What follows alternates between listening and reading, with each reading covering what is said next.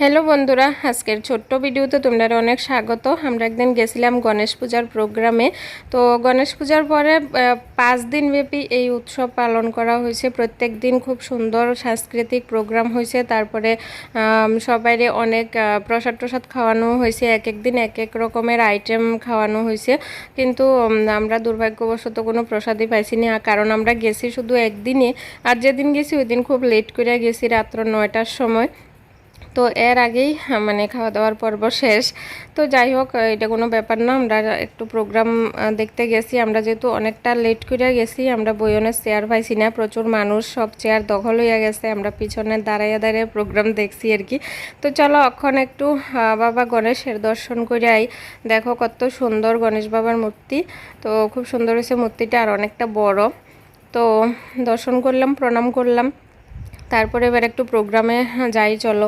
তো এদিকে তারা গান করতেছে, তারপরে বিভিন্ন রকমের নাচের প্রোগ্রাম হয়েছে। নাচই বেশি, গান শুধু একটাই দেখলাম আমরা যাওয়ার পরে, আর বাকি সবই নাচ দেখলাম। নাচটি খুব সুন্দর, অসমীয়া ডান্স হয়েছে, তারপরে উপজাতিরাও ডান্স করছে। খুব সুন্দর সুন্দর ডান্স হয়েছে, কিন্তু মানে আমরা এখন অনেকটা উন্নতির দিকে যাইতেছি।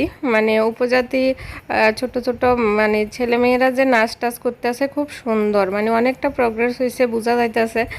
তো সব কিছু মিলিয়ে খুব ভালোই লাগছে। কিন্তু তোমরা গান টান শোনাতে পারতাছি না, কপিরাইটের লাগে, তার লাগে সরি। এই কারণে আমি সাউন্ডটা মিউট করে মানে ভয়েস ওভারে কথা কইতাছি। মাঝে মাঝে আবার একটু আমরা সোনো চেয়ারও দেখাইতেছি। আর সোনর বাবা ইয়ানা আসিল না, পিছনে দাঁড়াইয়া আসিল, ওই লাগে দেখাতে পারতাছি না। তো এই দেখো, এই ছেলেটা খুব সুন্দর নাচ করতেছে। এই ছেলেটা নাকি ভাইকরার থেকে আইছে, তো খুব সুন্দর ডান্স করে। আর সে কিন্তু শিক্ষক, আর তার স্টুডেন্টরা নাচ করতেছে। এই যে দেখো, মানে শিক্ষকও নাচ করছে, আবার স্টুডেন্টরাও নাচ করছে।